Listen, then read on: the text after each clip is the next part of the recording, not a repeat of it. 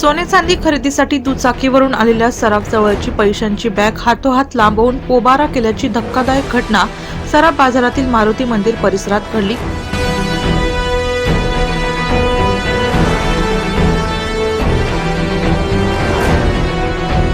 बॅगेत तब्बल 20 लाख रुपयांची रोकड होती। भरत मधुकर पवार असे सराफाचे नाव आहे। पवार यांचे औद्योगिक वसाहतीतील अशोक नगरात सराफी पेढी आहे। दुकानासाठी लागणारे सोने चांदी खरेदीसाठी ते नेहमी सराफ बाजारात येत असतात। गुरुवारी सायंकाळी 5च्या सुमारास ते सोने चांदी खरेदीसाठी सराफ बाजारात आले असता ही घटना घडली। पवारांनी नेहमीप्रमाणे पैशांची बॅग दुचाकीच्या पाठीमागील कॅरियरला बांधली होती। गर्दीतील पादचारी चोरट्यांनी ही बॅग लांबवली। या घटनेबाबत सराफ भरत पवार यांनी सांगितलं। दुपारी साधारणतः 3 ते 3:30च्या दरम्यान सराफ बाजारात आलो 4 वाजता। तिथून सराफ बाजारामध्ये माझं काम वगैरे आवरून मी रिटर्न निघत होतो। माझ्याजवळ कॅश होती 20 लाख रुपये।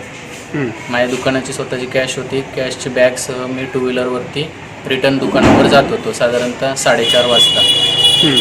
जात असताना धर्मकाठ्यासमोर माझ्या 2 व्हीलरला धक्का लागला कोणास तरी आणि तेवढ्या वेळात माझ्याकडून बॅग काढून घेतली। पोलीस कंप्लेंट केलेली आहे। पोलिसांना माहिती दिलेली आहे पूर्ण तशी। आता त्यांच्या हिशोबाने तपास चालू आहे त्यांचा। चोरीची घटना लक्षात येताच पवारांनी सरकारवाडा पोलिसांशी संपर्क साधला। वरिष्ठ पोलीस निरीक्षक हेमंत सूर्यवंशी यांच्या पथकाने घटनास्थळी येऊन चोरट्यांचा शोध घेतला। तसेच सीसीटीव्ही फुटेज तपासले। चोरी करणारे तिघे होते। भर दिवसा आणि गजबजलेल्या बाजारात घडलेल्या प्रकाराबाबत परिसरात आश्चर्य व्यक्त होते। नाशिक सिटी न्यूज साठी प्रतिनिधी रोहन दानी, नाशिक।